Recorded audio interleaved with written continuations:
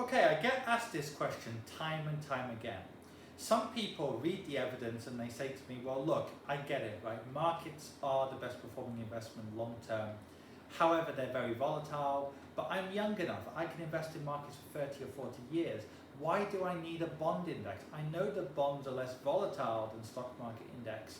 And I know that because they perform well when stock markets go down, that means you can rebalance. But do I really need bond indexes? And in addition to that, well, are there any alternatives for diversifying without affecting my returns? Because if I have 30 or 40% of bond market indexes, my portfolio is going to be less volatile, but it's also going to perform less well. So I'm going to tell you a simple strategy now for diversifying in a way that will probably actually slightly increase your gains. Now, a big academic study that was done showed that if you add 10% REITs, that's REITs, that's real estate investment trusts, it will slightly increase your returns only by 0.1, 0.2% a year. But it will also reduce the volatility. And the reason is simple. The real estate investment trusts perform well during periods where the indexes perform less well, and vice versa.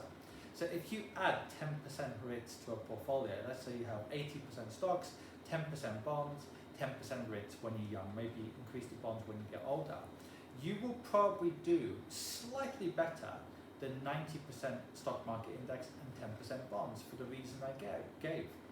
So that simple strategy of adding REITs can actually increase your returns, and I wouldn't say lower your risk, but lower the volatility of your portfolio as well. But the key thing is going for the right one, because there's good REITs, there's bad REITs and so on. So there are certain good ones, iShares, other companies that do kind of like, you could call them index fund like REITs. They're not the same as index funds because they're a different investment, but they're just low cost ways of getting global exposure.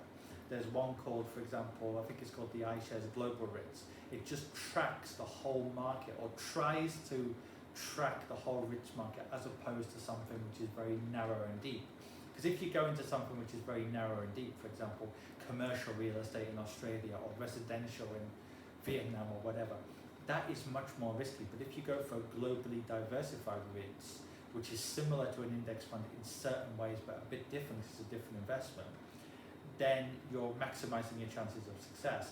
I wouldn't allocate a hell of a lot of my assets to REITs, but adding say 5, 10, maybe maximum 15% is a great strategy to slightly increase performance whilst reducing volatility. Okay everyone, if you have any questions, let me know, and see you next time.